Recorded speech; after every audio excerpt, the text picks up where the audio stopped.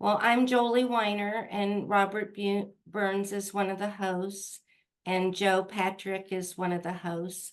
And Joe and I are meeting tomorrow to go over some future topics so we can get the next few months at least lined out. So we value your input. So does anyone have any meetings to announce or anything coming up that they want people to know about? You could unmute and say, or put it in the chat box. Yeah, hey, Joli's Buck. Hey, I'm taking over the state rep for Highs for Heroes, so we're needing mentors and stuff for that. I will put a link in the chat box here in a second of the program. If you're unfamiliar with that program, get with me offline. We can talk about it. But if you're a service member, first responder, interested, new to beekeeping, thinking about it, know somebody that's new to beekeeping, Highs for Heroes kind of uses beekeeping as a way to, everybody knows that first responders, service members have a very high rate of suicide and stuff like that. They're using beekeeping to try to stem that flow. There's a lot of programs, a lot of there's a lot of things people can do, but Highs for Heroes using beekeeping to kind of help that along. So if you're a veteran interested in it, first responder interested in it, whether it be a mentoree or a mentor, please, we need as many people as possible. So thanks, Julie. Cool, and that's for the whole state, correct? Yes, ma'am. For the Yes, whole state. And on top of that, we do, NECBA does have their veteran scholarships. If you're interested in that, I'll put both those links in the chat. Thanks for the reminder on that one. Good. And then NECBA is having their year 2 and beyond the last Saturday in February, and you can find that information on the nekba.org website to sign up for that, and it also has the program. And then this these value added talks are presented by from the Kansas honey producers. They sponsor those, and their meeting is coming up the second week in March, I believe. Second weekend in March, Friday and Saturday. And that information should be on the Kansas honey producers website with those dates. So with that, Joe, do you have any announcements, or anyone else have an announcement? I'm putting the class information in the chat. So Okay, cool. Okay. Joe, anything? No, I don't think so. No. Okay, well, good. Well, I think we'll get into it. So I'll go ahead and share my screen, and Sammy will change places. Do I have to hit share screen? Mm-hmm. And why don't you go right to, and then click share. Okay, everyone can see? you can see. Cool. Thank Okay. you, Sammy. Text me if you need me. Bye, everybody. Have fun. Bye, Good to see you. Sammy. Okay, Sammy will be replaced by Cecil. So Cecil and I have been making creamed honey probably for 25 or more years. So our processes have changed over the years as we've, we all share what we've learned. And so someone says something and we'll try it. And so we'll also talk a little bit about infused honey. That's not something we've done a lot of, but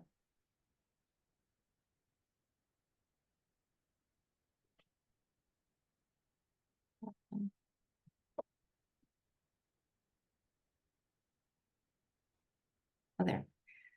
So the Dice process was discovered by James Dice, who was at Cornell University. And I'm just going to read this, which I hate doing. In 1935, he patented the process to both control fermentation and yield a crystalline product with very small crystals, but it didn't change the composition of the pure natural honey.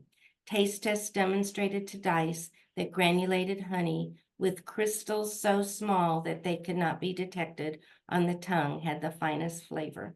And in 1985, this patent expired. And so when the patent expired, it opened it up to other people to be able to make creamed honey or crystallized honey. So what is it? Honey that has been processed in such a way to encourage the formation of these teeny tiny crystals and to discourage larger crystals. So it's got different names: spun honey, whipped honey, set honey. But it's important to know no dairy products have been added and no air has been whipped in, because some people think you just whip it and that makes it cream. No, that just makes it foamy. So why make it? So we do several farmers markets, and we just do a couple craft shows because our farmers markets are so good. But we were looking for other products that we could make that would, when we were at the market, we could make a lot more money. And so, because as long as you're there, you might as well be making money. So it's just another value added that we can make. So today we're going to talk about making natural or plain creamed honey with cinnamon, with pecans or other nuts, and fruit flavored using freeze-dried powdered fruits, and a little bit about infused honey. You can also make creamed honey with flavor oils, but we have never done that, and we've tasted some, and this is our preferred method of using the freeze-dried powdered fruits. And one of the reasons is because on your label, you can just put honey and whatever the fruit is that you're using. So I think that's important. So There he is. There he is.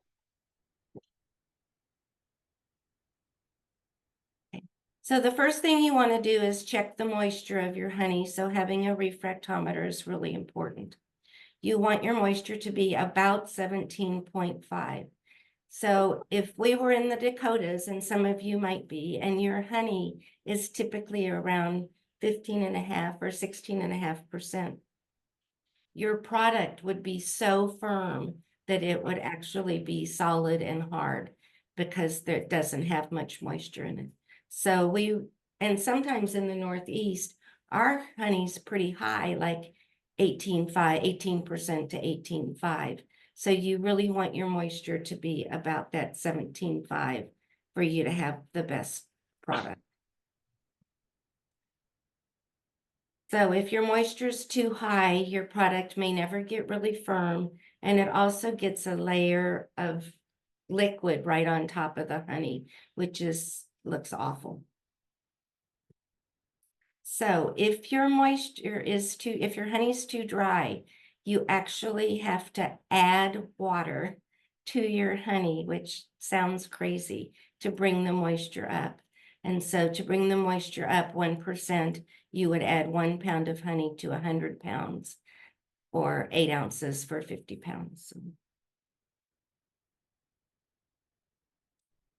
So this is the other thing you're all going to scream about, but you want to heat your honey to 130 degrees to remove all the crystals. And then you want to let it cool down. As soon as it reaches that, you want to let it cool down. Because if your honey has crystals in it already, especially big crystals, your creamed honey is going to be crunchy. And you want your creamed honey to be so smooth that you can't even feel the crystals on your tongue. And so if there's already crystals in there, you aren't going to get that desired product. Anything else to add to that? I want it. So the next thing you want to do when you get it up to temperature is run your honey out into your mixing container. It can be a stainless steel tank, it can be a 5-gallon bucket or a 4-gallon bucket, whatever you want to do with a honey gate on it. Then you want to let your honey cool to at least 80 degrees Fahrenheit. Because we're going to talk about starter in a minute, but if you add your starter when your honey's really hot, it's just going to melt and be honey. So you've defeated your purpose of using starter. So what is starter? Starter is a really, really fine, previously processed honey that's already been heated, strained, and cooled, but has those teensy tiny seed crystals in it. And so when you add that to your honey, it's going to make the whole batch turn into that really fine creamed honey that you're looking for. And we do purchase our creamed honey crystals. So we start with a really good starter. And we add it into our batch that we've already run out that's cooled. We add the starter at 5 to 10%. So for, we do a 60-pound batch at a time. And so that you use about 6 pounds of starter for that. And that seems to work really well for us. So if you're just doing a gallon, which is 12 pounds, if you were just going to do 10 pounds, you would use about 1 pound of starter. So there's various methods to use to mix it in. One is a 1/2-inch drill with a stainless steel drywall paddle like this. Another method is the new drywall mixer that Cecil just got. And it has this stainless steel shaft and it goes really slow. I mean, he really likes that it has a speed control on it. And he just got this at Harbor Freight, a couple months ago. So it's his new toy. So then we also have an actual creamed honey making machine that stirs it really, really, really slowly. So, but I'd say for the most part, he uses one of the drywall mixers over this, don't you think? So you can also use a wire whisk that you purchased at Restaurant Supply or Sam's Club or something like that. Look how young and skinny I was then. Look how black my hair was. Then after you mix your starter in, you need to let it sit so any air that you did get in, the foam comes to the top. So this isn't something that you decide one morning you're going to make and in 2 hours you're going to bottle it, because getting the foam out is really makes your product look a lot more desirable.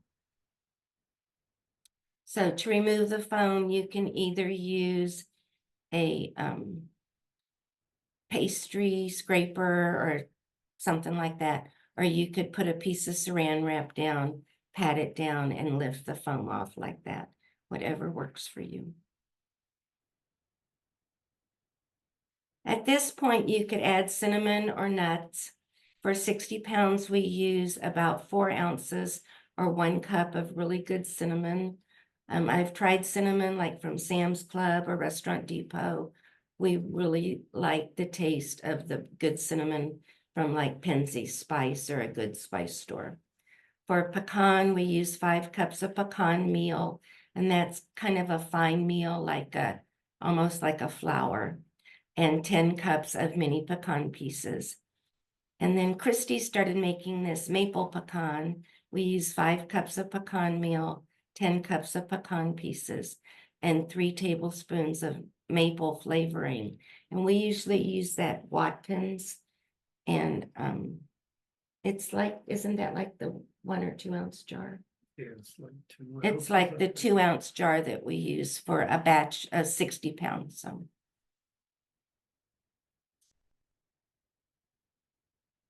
So then you're going to bottle it in the container you're going to be selling it in. So if you're using nuts, you have to keep stirring it, or all the nuts will be in your last few containers. But if you're using cinnamon, it'll stay stirred, or if you're just doing plain natural creamed honey.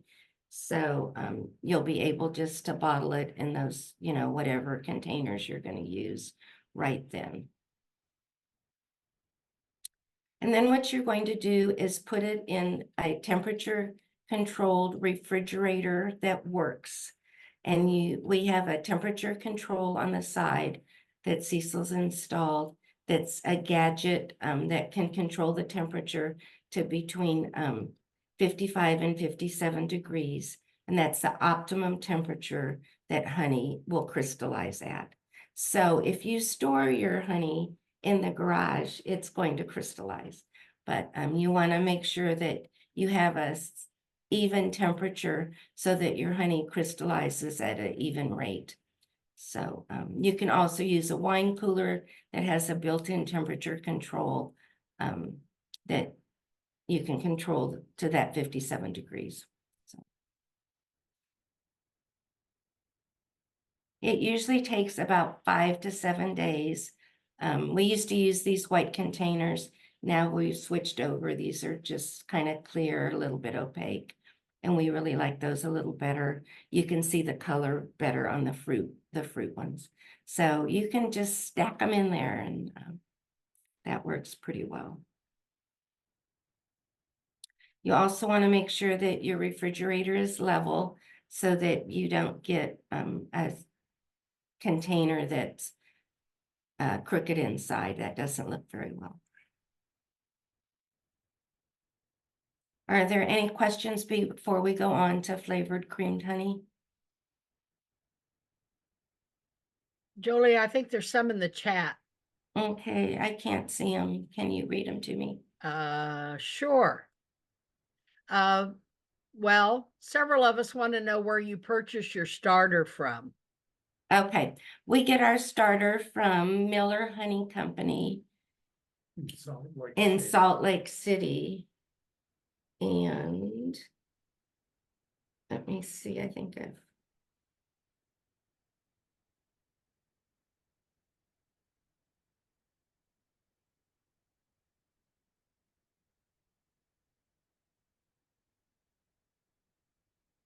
and Robert or someone, if you'll put this in the chat, their mobile number is 801-486-8479. And the thing to remember is you have to order like in March or April, during the cold months.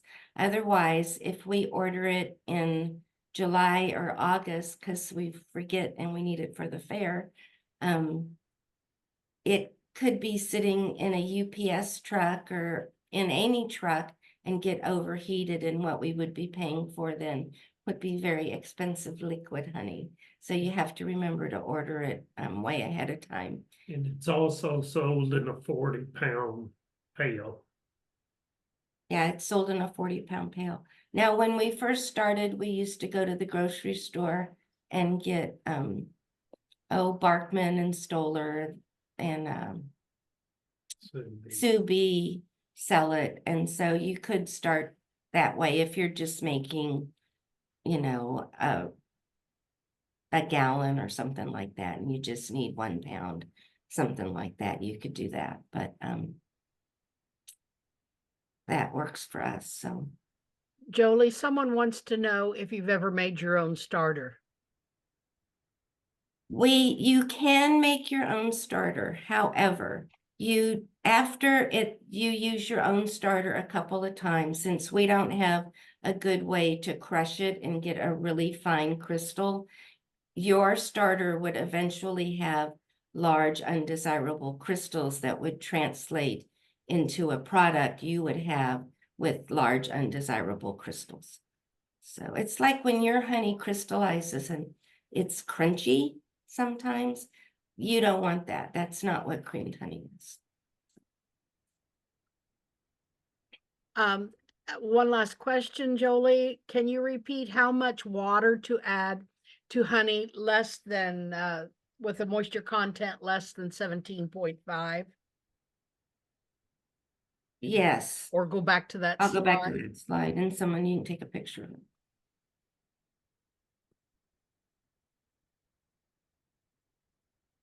it. There. So yeah, to bring the moisture up 1%, you add 1 pound of honey to 100 pounds, 8 ounces for if you're doing 50 pounds. So it's not a whole lot of honey, but it is enough water to make a difference. So Another person asks how much you charge for your creamed honey.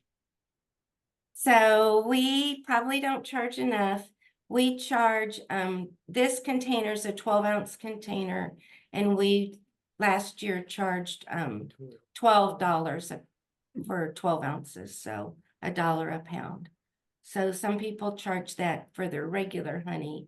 We charge a little less than that for our regular honey. So we'll probably raise that.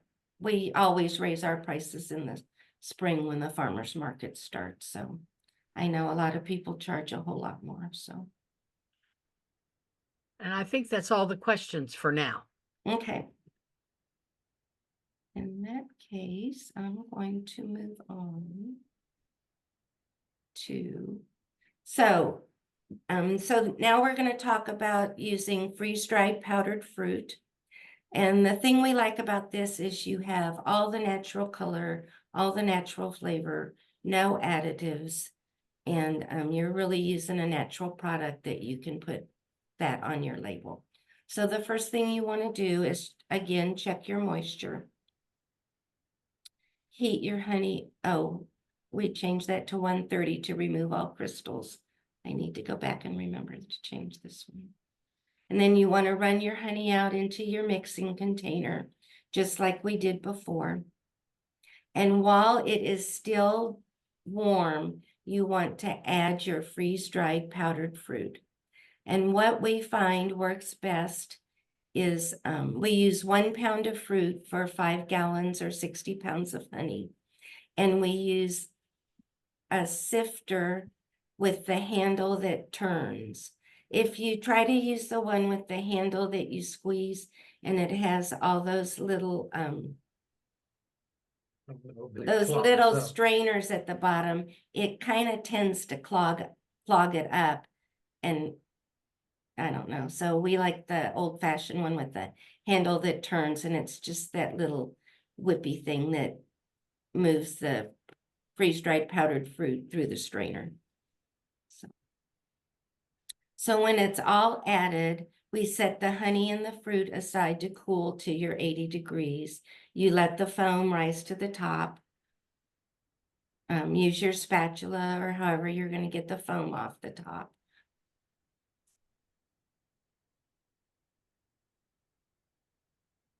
And then when it's cooled down, you're going to add your starter.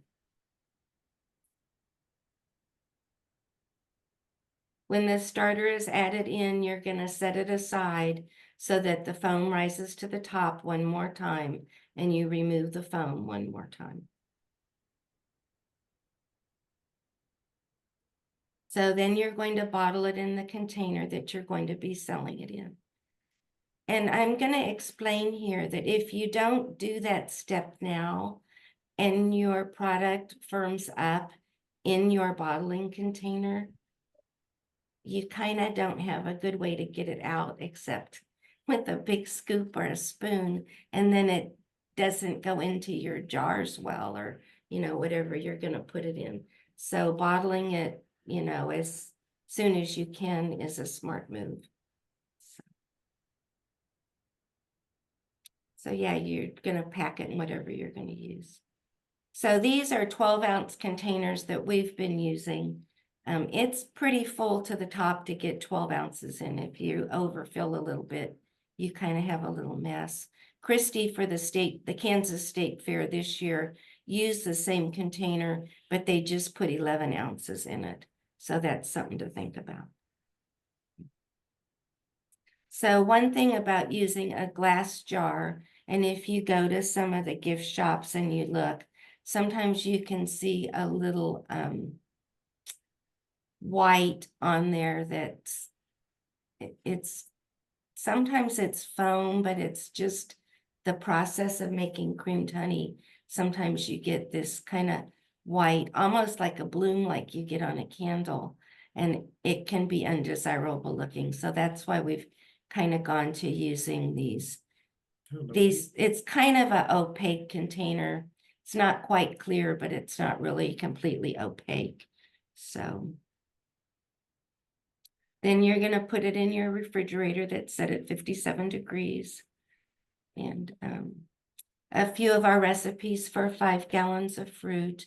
So we found that 1 pound of freeze-dried powdered fruit, and it doesn't matter what kind of fruit it is, it seems to work really well for 60 pounds. So we've done freeze-dried apple, blueberry, blackberry, strawberry. That's all we've done lemon before. And all those seem to work real, oh, we've done cranberry before, and all those seem to work really well if you get 1 pound. Now, we've gotten these 1 pounds. We used to buy them in 40-pound boxes from Van Drunen Farms, and someone told me now that you can get them, you can buy as small a quantity as 5 or 10 pounds from them. And honestly, we have found that to be the finest freeze-dried powdered fruit that we've found anywhere. We've had people tell us they just ordered it, you know, from Amazon or online, and sometimes they've gotten burned, like the strawberry will have so many seeds in it. The raspberry, the blueberry, all of those do have seeds in them. And that is something that people will ask you. But the cinnamon, we use 4 ounces or a cup. Some people are using that powdered peanut butter. We haven't ever made that, but that seems to be kind of popular. I mentioned the pecan. You use 5 cups of that pecan meal. And if you just use the mini pecan pieces, you just don't get that taste of the pecan all the way through. So we think the pecan meal really helps keep that in there, because the pecans kind of rise to the top. And while they're beautiful, they don't add as much flavor to it as the pecan meal does. And then that maple pecan I mentioned before. The other one we use is a air-dried powdered jalapeno, and that makes a really good creamed honey. We've also done a raspberry jalapeno. We used 1 pound of the jalapeno and 1 pound of the raspberry when we made that. And honest, those are really big sellers. So. Oh, and I've gotten some from Walker Honey Farm, the freeze-dried powdered fruit, and they've been really nice. They get them, they get theirs from Van Drunen. So I've also bought the jalapeno powder from that My Spice Sage in 1 pound containers, and that's been really good. So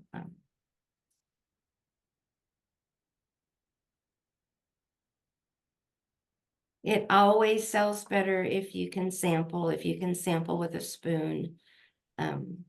The times we can sample, we sell 2 to 3 times more honey than like at my farmer's market. If I'm by myself, I'm too busy to be able to sample. So, you know, you have to check with your health department. Sometimes they won't allow sampling, or you have to pay a fee to sample.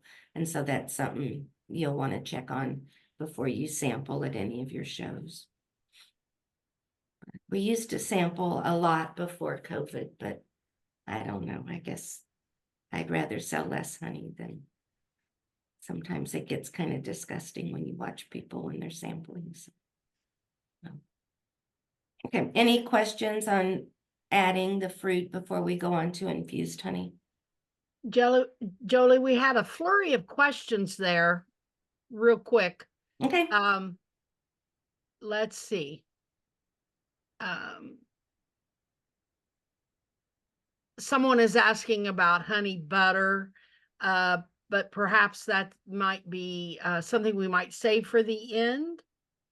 Or you know, I'll go ahead and address that now. okay. Honey butter is a dairy product, and so that puts you in a whole nother ball game as far as with the health department. And yeah, I haven't mentioned to make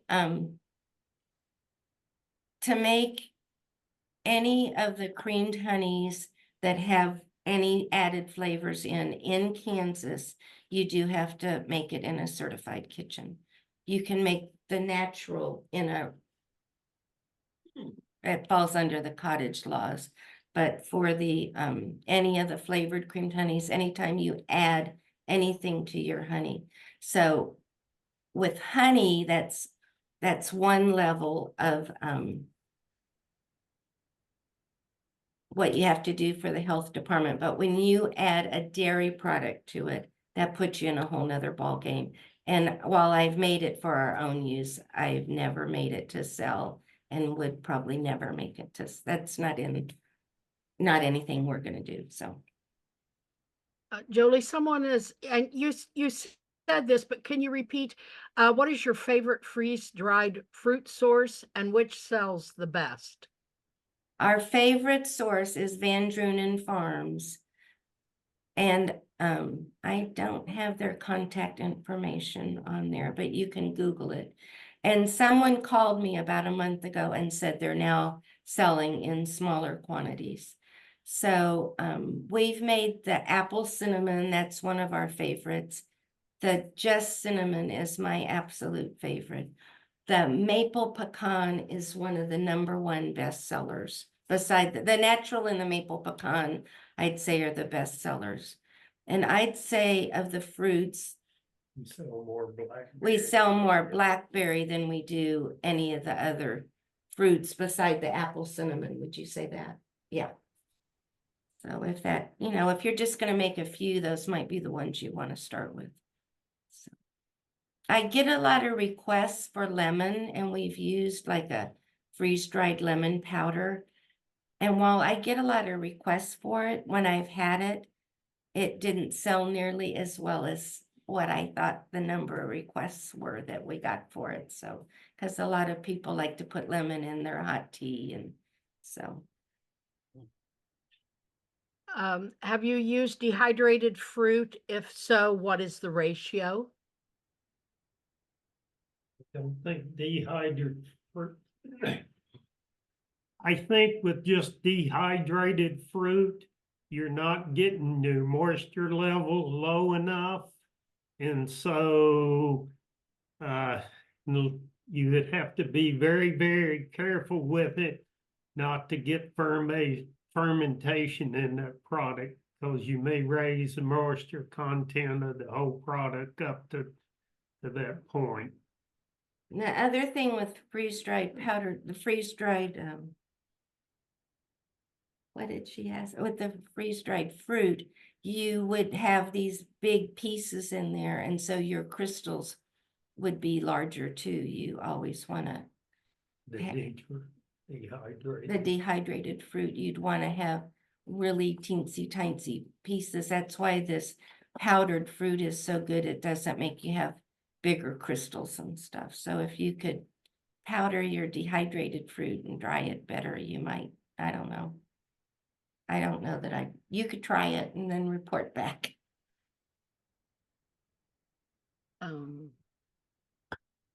Let's see, how long does creamed honey last?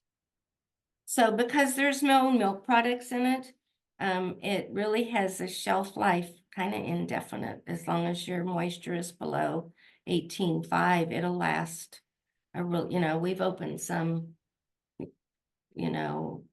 after several years, and it's fine. I tell people it has a 2-year shelf life, but it really is longer than that. So I believe you've answered the question about having to use a commercial kitchen, or if you can do this at home. I think you just explained that because it doesn't have dairy product in it.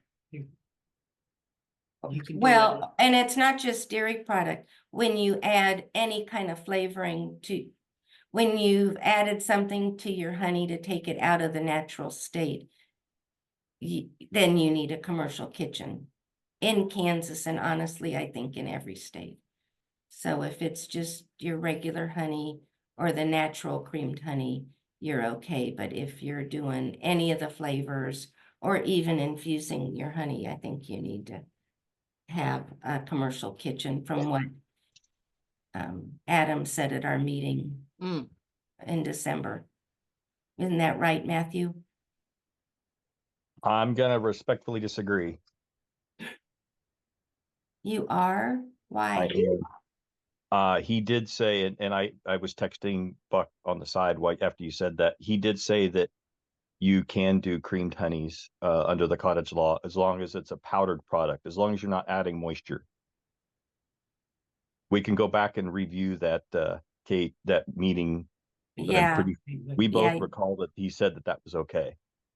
Yeah, that was the exception I was tracking, Julie. It was the powder gave you the exception.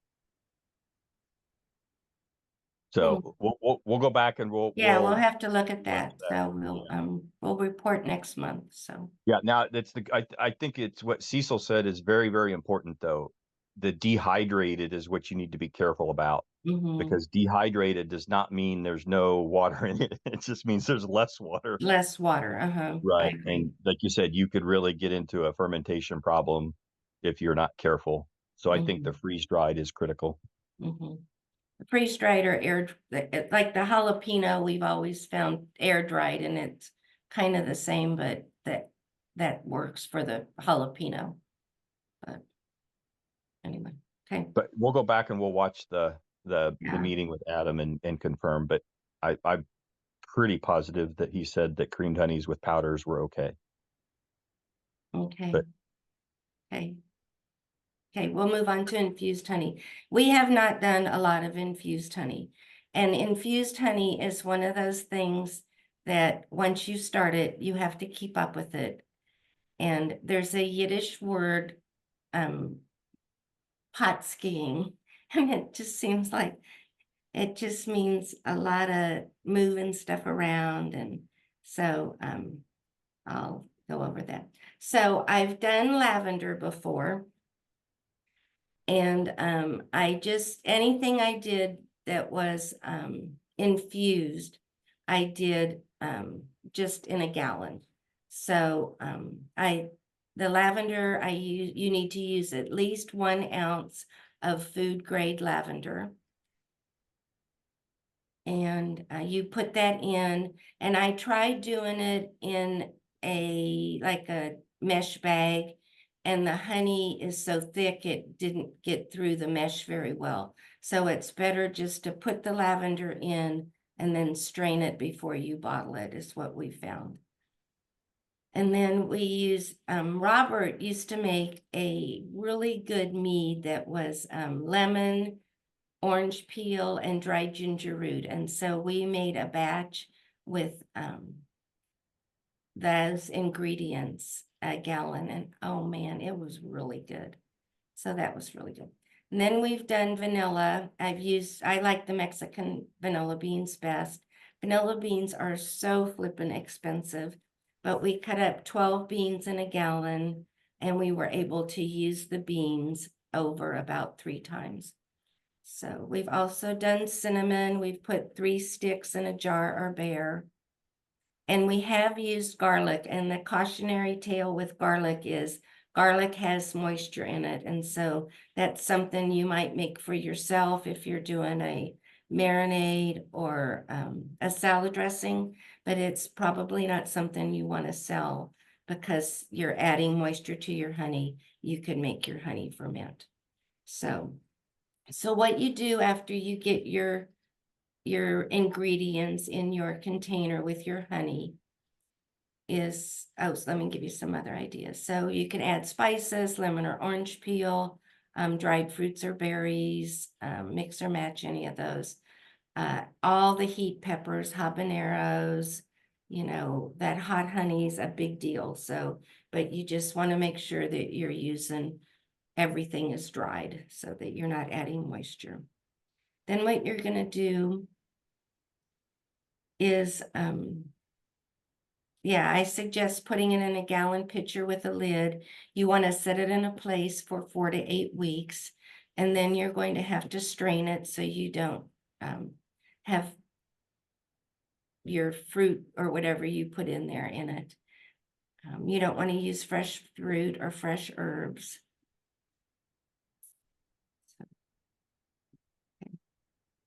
Then what you're going to do is you're going to have to put it, you can either put it in a hot box, put it in a warm place, but it has to sit for a while so that all those flavors you put in infuse into your honey. That's the whole point of it. So then we have this box called a hot box, and it's also how we decrystallize our honey. And this has a different gadget on it. It's called a heat limit control. And this could be a refrigerator or any kind of insulated box that it doesn't have to work.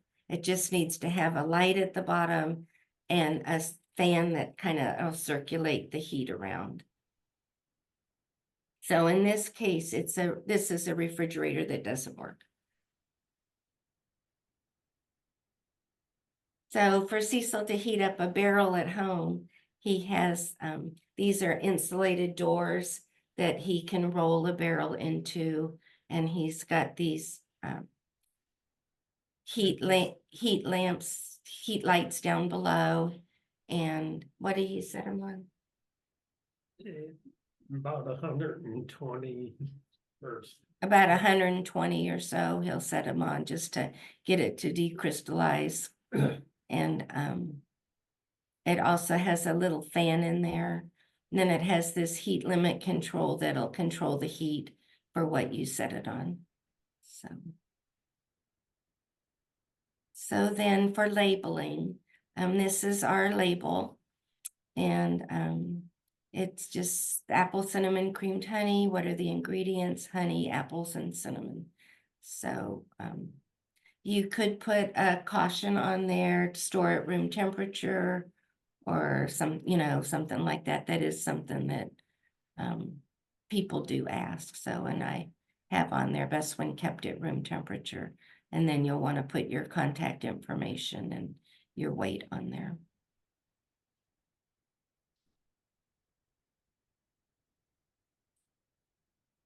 So we used to have some members who used to come, Beth and Ron Ward, and they were real active in our club. And whenever Beth would give talks, she would say, don't start making items to sell that you can't keep up with on a regular basis. I think it's been 8 or 10 years since I made lavender honey. People still come up and want to buy lavender honey from me. So anyway, it's just kind of one more thing. So are there any other questions? Jolie, someone asked if you use dried lavender or fresh. Dried lavender.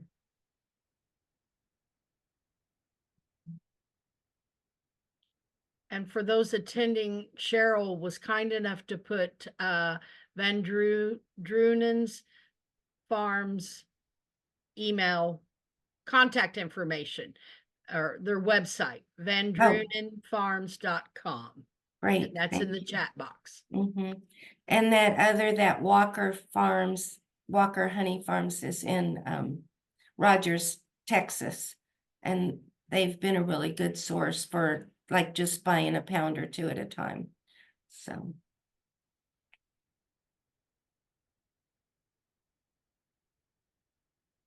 Any other questions? Matt, Matt just confirmed, he said adding powders is okay, does not require a license. Cool. Okay, thanks, Matt. Yeah, if Okay. right, yeah, it's the direct to consumer thing. But yeah, in the 30-minute mark, I specifically asked about adding powders, and he said that's fine. Okay. I think it's just if you do anything that's going to change the shelf stability of it, like adding, like fresh jalapenos, or to your point, garlic. That's a good one, right? Because garlic has moisture and you're running the risk of fermentation. So that's what their real concern is. So, but adding a freeze dried powder and I think you said an air dried powder would be good. So I do have a question. You on the glass jar versus plastic cups, you said something about a bloom. Now, are you doing the plastic because it hides the bloom or because the glass is causing the bloom? I don't think the glass causes the bloom, but you can see it better. And we do the plastic because they're like 25 cents each. Sure. And, Yeah. and No, where we sell it, I don't need someone paying $1.50 just for the jar. You know what I mean? It's like my audience isn't the gift market audience. It's right. Okay. But it's you're people who doing need it really food. because the plastics kind of hides that little bit of a bloom and not. Okay. All right. I just wanted to clarify that. Because like Thanks. those hex jars, I mean, it's really pretty in those, but I don't know, even when you're not at the bottom where you get a little foam, it just kind of, they'll sometimes get streaks in it or something. And I don't think it's very attractive, but it depends on what your market is, I think. So. Hey, Jolie, I had a quick question for you. Mhm. Hey, I made my mistakes. I had dogs in the background. After you put it in the your cream honey, after you put it into the you just leave it in that refrigerator for 4 or 5 days to start the crystallization process, and then you take it out and you're done with storing it, or do you leave it in there longer? I guess. You know, we don't have a lot of storage space, so we kind of leave it in there till we're ready to sell it. But Okay. but you can take it out as long as you're not putting it in a really hot place Hot where it's place. gonna turn back to liquid. You can, once it's firm, it stays firm, and so you can take it out and store it. So say you were just using a little refrigerator and you need to keep your batches going, you could just, you know, keep refilling it or whatever and do You need it. to So, store it in temperatures below 80 degrees. yeah, you need to store it in temperature below 80 degrees so it won't Okay. get Now, soft. then that brings up another question. When you're doing it, like selling at the farmer's market or whatever, come, July, August, are you taking special precautions for that, or are you just pulling it off during that time? Just saying, hey, we're just not going to do it during that time. What do you, how No, do you? I keep it in a cooler Okay. with a ice thing in it. And there's sometimes I'll just put out like a fake container with the label on it and it's got, pardon me, rocks in it so it won't blow away, but so I don't even have the honey out. I just have my container with my label and, so it looks like, so it's on the table, but it's not really my honey product, so. All right. Thanks. Mhm. I have a question, but Andrea asked for you to move the slide back to the maple pecan Oh, recipe. okay. And then while you're doing that, I apologize, I did miss the first 10 minutes. When you're mixing in your seed, are you just mixing it one time or are you mixing it multiple times? A lot of the automated mixers do like 15 minutes on, 45 minutes off for like 24 to 48 hours. Are you doing something like that, or are you just incorporating it and We done? may take a break and go back and stir it, 15 minutes later, but not, I do that sometimes.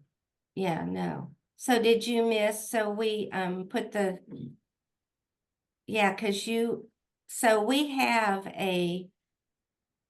And I'll we go back have and a get the creamed honey slides and stuff. machine, but our Yeah. creamed honey machine doesn't turn on and off. We bought it way before anyone did that. So we either use this drywall mixer with a stainless steel shaft or this drywall mixer with a stainless steel shaft, but we really like this new one better because you can use it slower. Oops. Okay. Okay. Thank you. Yeah, or you can just use that. But yeah, we don't do all that time stuff. And honestly, I think our creamed honey is wonderful without buying a $20,000 machine. So anyway.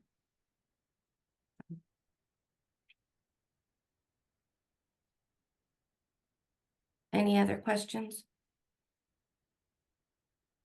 So, Jolie, someone asked, what's the most popular infused honey flavor you sell? I would say the most asked, I don't do any infused honeys anymore. But the most popular, if I was going to do one, I think there is no better flavor. That vanilla, the vanilla beans and the honey are so good. I would love to do a creamed honey all the time with that vanilla, the vanilla beans and the honey. I think that is just the best flavor in the world. But the most asked for is the lavender because we now have so many lavender farms around that's kind of become a popular item. People are looking for lavender infused anything, I think, so.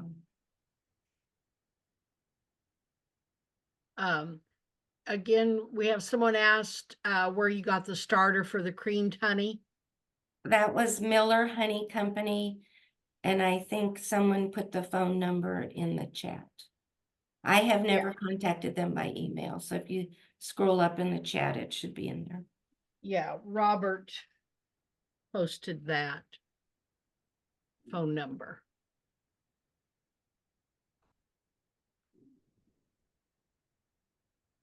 So you guys, this is gonna be like one of my master projects for Great Plains Master Beekeepers. So I've listened to your questions and thought of a few things I need to add, but is there anything else you think that I didn't have in there that I kind of need to add in there that either I was unclear or something like that?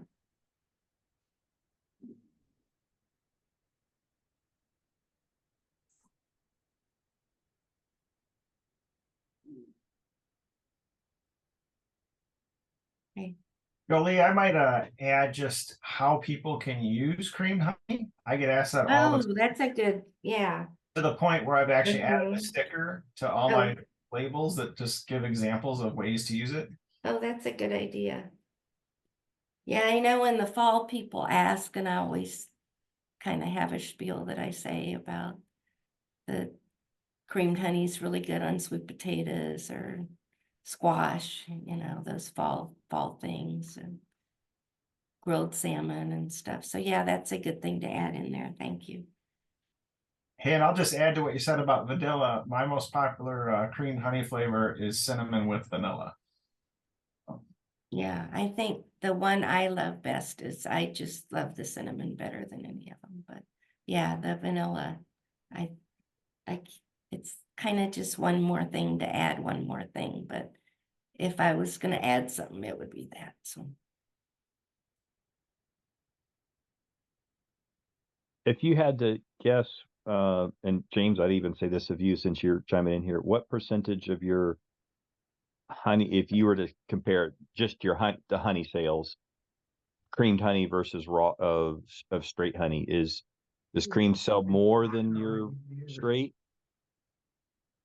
if Split if I 50-50? sampled, if I sampled at market, I would sell so much more creamed honey.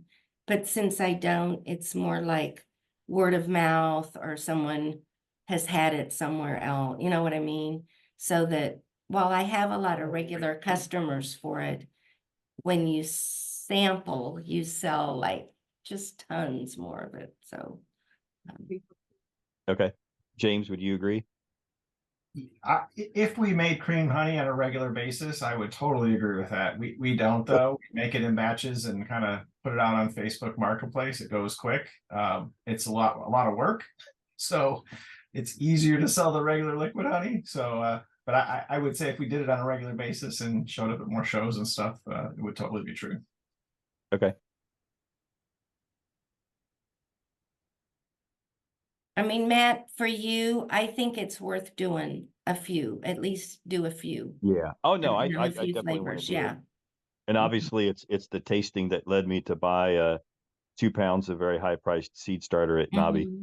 that you gave me Yeah. grief for. Yeah. Yeah. So, and I will say that around here, a bunch of us, you know, in the Kansas City area, Topeka area, we'll all kind of get an order together and we'll order a bunch and then,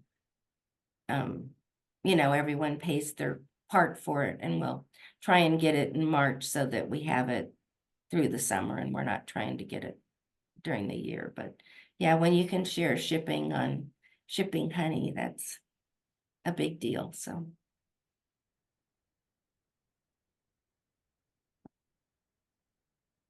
Anything else? All right. Did anyone have suggestions for future programs? Venom collection there, Jolie. What was that? Venom collection. Oh, Venom collection. You know, we did one, I just be curious. I was looking back at what you guys have done so far, and I didn't notice that unless I missed it. no, one of the first ones we did wasn't Venom collection, but it was, oh, Bob, what's her name from Vermont?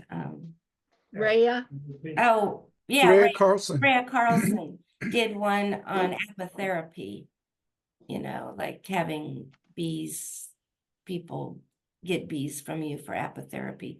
But Venom collection, gosh, we'll have to think about who we know who would. Yeah, I'd be kind Something of like- curious on that one because like I remember reading something or listening to podcasts where people are using a device to collect for venom now.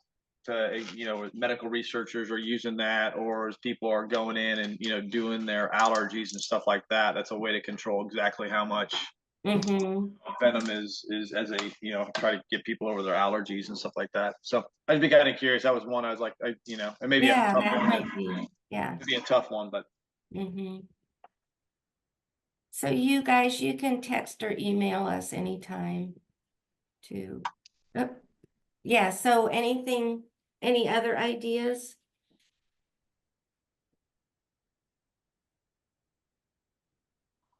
Okay, well, like I said, Joe and I are getting together tomorrow, so we'll do that.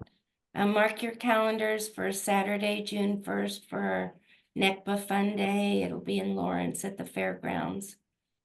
And Hey, Jolie, we might ask, is there any topics anyone would like to see repeated?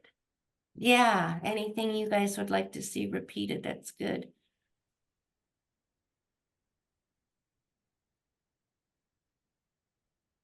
The very first year we did like a short, well, I think Cheryl did queen rearing, and then someone did like making nukes, making and selling nukes. If you got, those are some good ways to make money with your bees if anyone would be interested in those short topics.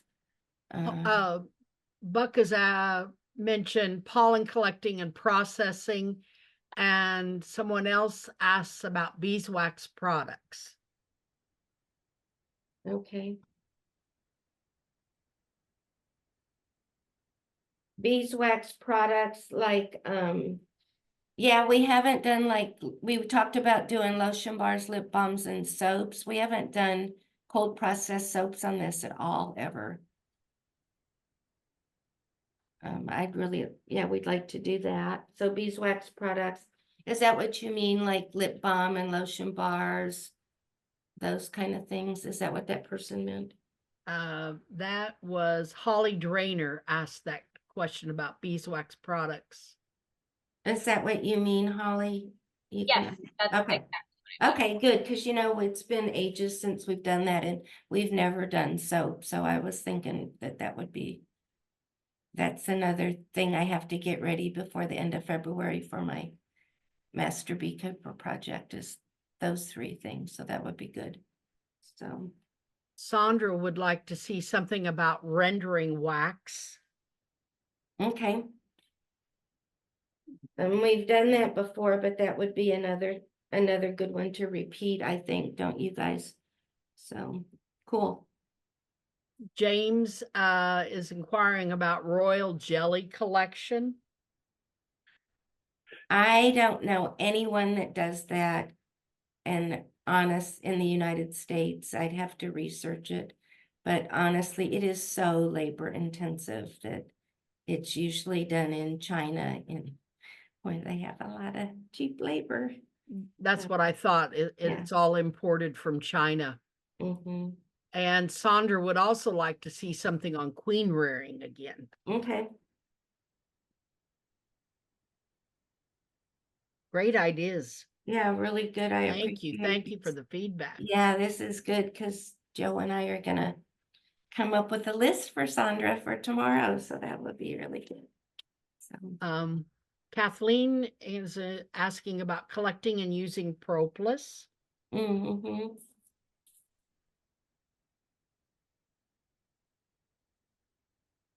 And then James says, a few folks have asked me about buying royal jelly.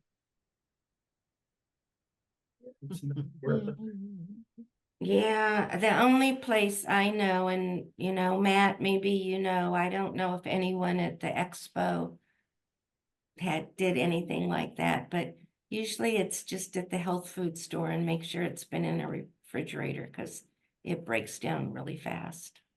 Yeah, I didn't see anybody Anything like at the that, conference that even Mhm. mentioned. It's got to be worth a fortune. I mean, given the labor involved. Yeah. And the resources you have to put into it. It's just like raising queens. So you're putting a lot of resources into that one thing. And, bees and Yeah, it's kind of like the Venom collection too. I mean, Right. I've read about it, seen about it. I've watched a few videos, but uh, the quantity of venom is, I think it'd be pretty labor intensive. I'd So say it'd be James, easier a for bunch someone of just to us, go out and oh, get sorry. stung than it is to try to ingest venom. Yeah. Right. James, next year you have to go to the North American Honeybee Expo. A bunch of us went. That's something you and your Wichita gang would really enjoy. I Yeah, think. Sean and I, we're just going to charter a plane to take everybody from Kansas there. Yeah, I think so. Really and truly, we had at least 20 people and maybe 25 from Kansas, wouldn't you say?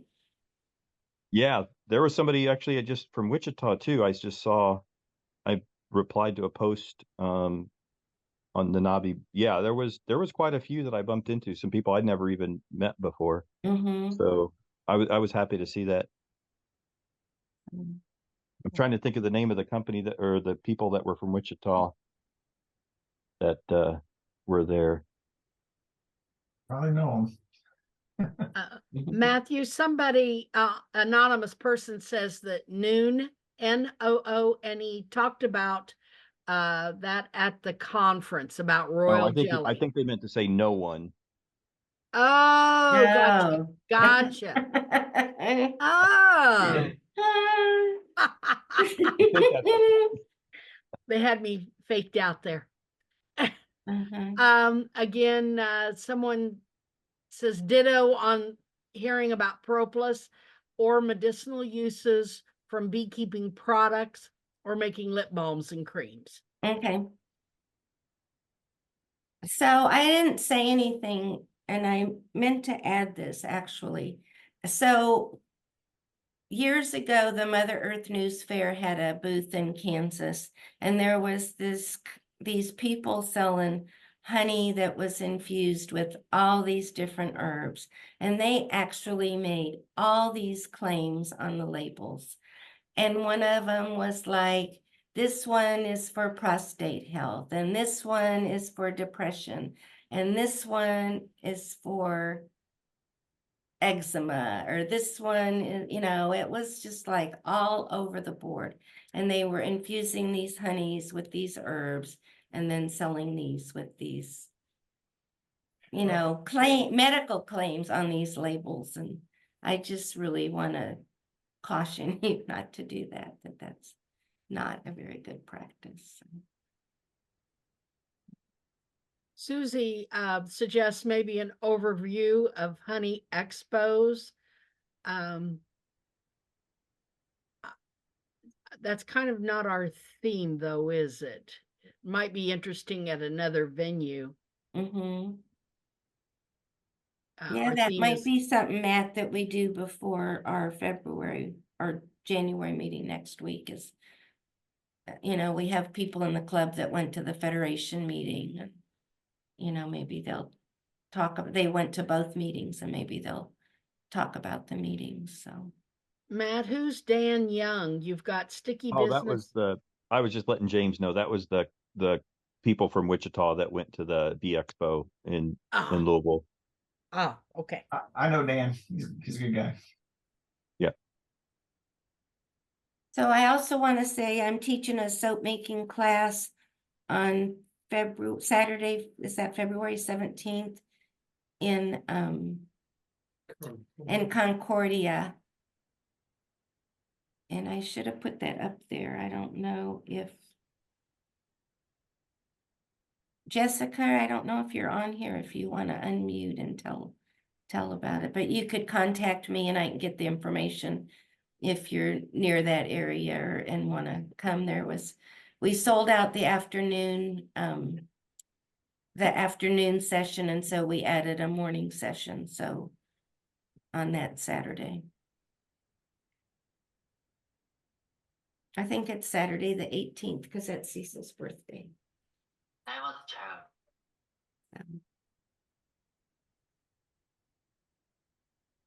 Anyway, okay, well, that's all I have. If this was a great group, this was fun.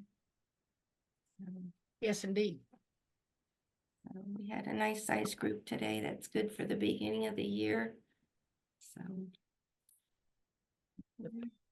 Thank you so much. well, thank you, everybody. We appreciate it. So thanks for the great ideas. We'll get those on the schedule. So, and thanks to the Kansas Honey Producers for sponsoring this. Thanks, Jolie. Thanks, Joe. I'll see you tomorrow morning. Okay.